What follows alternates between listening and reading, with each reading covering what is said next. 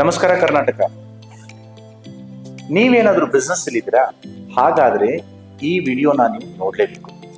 ಕರ್ನಾಟಕ ಸರ್ಕಾರ ನಮ್ಮ ಈ ಸೈನ್ ಬೋರ್ಡ್ ನಲ್ಲಿ 60-40% ರೂಲ್ ಲಾಗು ಮಾಡಿದೆ. ಇದನ್ನೇನಾದ್ರೂ ನಾವು ಪಾಲಿಸದೇ ಇದ್ರೆ ಟ್ರೇಡ್ ಲೈಸೆನ್ಸ್ ಕ್ಯಾನ್ಸಲ್ ಆಗೋ ಚಾನ್ಸಸ್ ಇದೆ. ಹಾಗೆ 10,000 ರೂಪಾಯಿ ಪೆನಲ್ಟಿಯನ್ನ ಜಾರಿಯಾಗಿದೆ. ನಾನು ಸಾಯಿನಾಥ್ ಅಂತ ಹೇಳಿ, ನನ್ನ ಕಂಪನಿ ಹೆಸರು ಸೈನ್ ಸ್ಟುಡಿಯೋ. ಸುಮಾರು 13 ವರ್ಷದಿಂದ ನಾನು ಸೈನ್ ಬೋರ್ಡ್ ಮಾಡ್ತಾ ಇದ್ದೆ. ಸುಮಾರು ಕಸ್ಟಮರ್ ನಮ್ಮ ಹತ್ರ ಬಂದು, ಏನಪ್ಪ ಇದು ರೂಲು, ಯಾವ ರೀತಿ ಮಾಡೋಣ, ಬೋರ್ಡ್ ಚೇಂಜ್ ಮಾಡಬೇಕು, ಸ್ವಲ್ಪ ಚಿಂತೆ ಮಾಡೋ ಏನು ವಿಷಯನೇ ಇಲ್ಲ. ಸಿಂಪಲ್ ರೂಲ್ ಇದೆ, ನಾವು ಈ ರೂಲನ್ನು ಫಾಲೋ ಮಾಡಬೇಕು. ಹಾಗೆ ಕನ್ನಡ ನಮ್ಮ ನಾಡಿನ ಭಾಷೆ, ನಮ್ಮ ಭಾಷೆ ನಮಗೆ ಗೌರವ. ಬಟ್ ಇದರಲ್ಲಿ ಕೆಲವೊಂದು ಸಮಸ್ಯೆಗಳಿದೆ, ಅಷ್ಟು ಸುಲಭ ಅಲ್ಲ. 60 ಹಾಗೆ 40% ಯಾವ ರೀತಿ ಇರಬೇಕು, ಇದನ್ನು ನಾವು ಹೆಚ್ಚಿನ ತಿಳ್ಕೊಳ್ಳೋಣ ಬನ್ನಿ.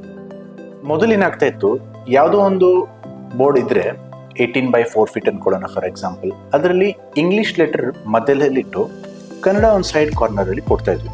ಆ ರೇಷಿಯೋ ನೋಡಿದರೆ ಅದು 8/2 ಅಂದರೆ 80-20 ರೇಷಿಯೋಲಿ ಇರ್ತಾ ಇತ್ತು. ಬಟ್ ಈಗ ಅದನ್ನು ನಾವು ಈ ರೀತಿ ಮಾಡ್ಲಿಕ್ಕೆ ಹೋದರೆ, ಫಾರ್ ಎನ್ ಎಕ್ಸಾಂಪಲ್ ಈ ಇಂಗ್ಲಿಷ್ ಲೆಟರ್ನ ನಾನು 10 ಇಂಚ್ ಇಟ್ಕೊಂಡು ಕನ್ನಡ ಲೆಟರ್ 15 ಇಂಚ್ ಇಟ್ಕೊಂಡ್ರೆ ಹೇಳಲಿಕ್ಕೆ 60-40% ಆಗ್ತಾ ಇದೆ.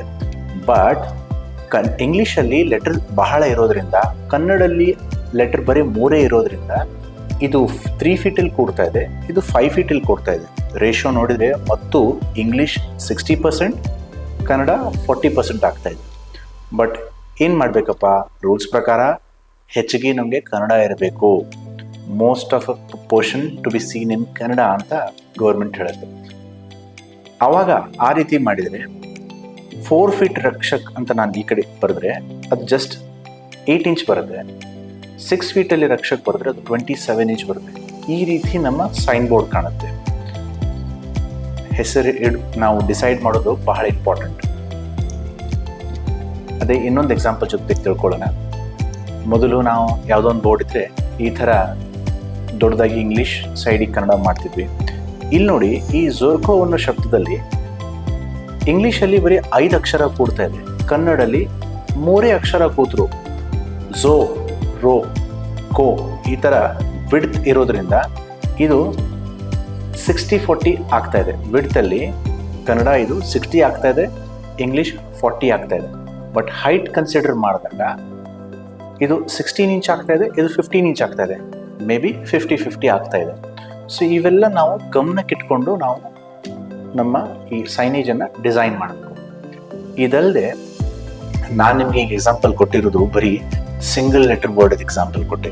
ಫಾರ್ ಎನ್ ಎಕ್ಸಾಂಪಲ್, ನಿಮ್ಮಲ್ಲಿ ಸೈನೇಜ್ ಹೆಸರಲ್ಲಿ ರಕ್ಷಕ್ ಎಂಟರ್ಪ್ರೈಸಸ್ ಅಂತ ಬಂತು ಅಥವಾ ರಕ್ಷಕ್ ಸೇಲ್ಸ್ ಕಾರ್ಪೊರೇಷನ್ ಅಂತ ಬಂದಾಗ ಕಾಂಪ್ಲಿಕೇಶನ್ ಇನ್ನೂ ಬೆಳೆದ್ಬಿಡುತ್ತೆ. ಇದಲ್ಲದೆ ಸ್ಟೋರಲ್ಲಿ ನಾವೇನು ಸೈನೇಜ್ ಮಾಡ್ತೀವೋ ಸರ್ಕಾರ ಏನು ಹೇಳುತ್ತೆ, ಅರ್ಧ ಭಾಗದಷ್ಟು ಮೇಲಿನ ಭಾಗ ಕನ್ನಡದಲ್ಲಿ ಬರೆಯಬೇಕು. ಸೊ ಮೇಲೆ ಸಿಂಗಲ್ ಲೆಟರ್ ವರ್ಡ್ ಅರ್ಧ ಭಾಗದಷ್ಟು ಬರೆದ್ಬಿಟ್ರೆ, ಸಿಂಗಲ್ ಲೆಟರ್ ವರ್ಡ್ ಇದ್ದಾಗ ಬರೀ ಇಷ್ಟೇ ಇನ್ಫಾರ್ಮೇಶನ್ ಕೊಡುತ್ತೆ. ಈ ಕಡೆ ಸ್ಪೇಸ್ ಬಹಳ ಎಂಟಿ ಉಳಿಯುತ್ತೆ. ನಮ್ಮಲ್ಲಿ ಬೋರ್ಡ್ ಬಿಡ್ತ್ ಸಿಕ್ತು ಅನ್ಕೊಳ್ಳಿ, 20 ಫೀಟ್ ಬೈ 3 ಫೀಟ್ ಬೋರ್ಡ್ ಸಿಕ್ತು, ಮೇಲ್ ಕೆಳಗಡೆ ಬರೆದ್ರೆ ಬಿಡ್ತ್ ಹೆಚ್ಚಿಗೆ ಸಿಗೋ ಕಾರಣದಿಂದ ಎಂಟಿ ಸ್ಪೇಸ್ ಉಳಿಯೋದ್ರಿಂದ ಫಸ್ಟಿಗೆ ಕನ್ನಡ, ರೈಟಿಗೆ ಇಂಗ್ಲಿಷ್, ಈ ಥರನೂ ಜನ ಮಾಡ್ತಾರೆ. ಬಟ್ ಸರ್ಕಾರ ಏನಂತ ಮೊದಲಿಗೆ ಕನ್ನಡ, ನಮ್ಮ ನುಡಿ ಏನಿದೆ ನಾವು ಲೆಫ್ಟ್ ಟು ರೈಟ್ ಬರೆಯೋದ್ರಿಂದ ನಾವು ಕನ್ನಡ ಮೊದಲಿಗೆ ಹಾಕೊಂಡ್ರೆ ಅದು ಕನ್ನಡ ಮೊದಲೇ ಬರ್ದಂಗೆ ಅನ್ಸುತ್ತೆ. ಸೊ ಇಂಗ್ಲಿಷ್ ಫಸ್ಟಿಗೆ ಹಾಕಿ ಕನ್ನಡ ಸೈಡಿಗೆ ಹಾಕೋದು ತಪ್ಪು. ನಮ್ಮ ಸ್ಟೋರ್ ಏನಾದರೂ ಕಾರ್ನರ್ ಸ್ಟೋರ್ ಇದೆ ಅಥವಾ 3 ಕಡೆ ವಿಸಿಬಿಲಿಟಿ ಇದೆ, ಅವಾಗ ಮೇಜರ್ ಕಾಣೋ ಪಾರ್ಟ್ ಎಲ್ಲ ನಾವು ಕನ್ನಡದಲ್ಲಿ ಯುಟಿಲೈಸ್ ಮಾಡ್ಕೋದು. ಇದಾಯ್ತು. ಇಫ್ ಎನ್ ಎಕ್ಸಾಂಪಲ್, ನಮ್ಮ ಯಾವುದಾದ್ರೂ ಸ್ಟೋರ್ ಮಲ್ಟಿ ಸ್ಟೋರ್ದು ನಮ್ಮ ಸ್ಟೋರ್ ಇದೆ ಅಂದ್ರೆ ಸರ್ಕಾರ ಮೇಲಿನ ಭಾಗ ಕನ್ನಡದಲ್ಲಿ ಹೇಳ್ತಾ ಇದೆ. ಸೊ ಹಾಗಾಗಿ ನಾವು ಮೇಲೆ ಕನ್ನಡ, ಕೆಳಗಡೆ ಇಂಗ್ಲಿಷ್ ಅನ್ನ ಬಳಸಬೇಕು. ಇದಲ್ಲದೆ ನಮ್ಮ ಕನ್ನಡ ಶಬ್ದದಲ್ಲಿ ಕೊಂಬಿದೆ, ಒತ್ತಕ್ಷರ ಇದೆ, ದೀರ್ಘಗಳಿದೆ. ಸೊ ಇದ್ರ ಜೊತೆಗೂ ಕೂಡ ನಾವು ಒಂದು ಒಳ್ಳೆ ಸೈನ್ ಬೋರ್ಡ್ ಅನ್ನು ಡಿಸೈನ್ ಮಾಡಬೇಕು. ಇದಕ್ಕಾಗಿ ನೀವು ಒಂದು ಒಳ್ಳೆ ಡಿಸೈನರ್ ಅನ್ನು ಕನ್ಸಲ್ಟ್ ಮಾಡಿ. ಅದಕ್ಕಿಂತ ಮೊದಲು ನೀವೇನು ಹೆಸರು ಇಡ್ತೀರಾ ಅದು ಬಹಳ ಇಂಪಾರ್ಟೆಂಟ್. ನೀವೇನು ಸ್ಟೋರ್ ಡಿಸಿಷನ್ ತಗೋತೀರಾ, ಸ್ಟೋರಿನ ಸೈನ್ ಬೋರ್ಡಿನ ಸೈಜು ಕೂಡ ಬಹಳ ಇಂಪಾರ್ಟೆಂಟ್.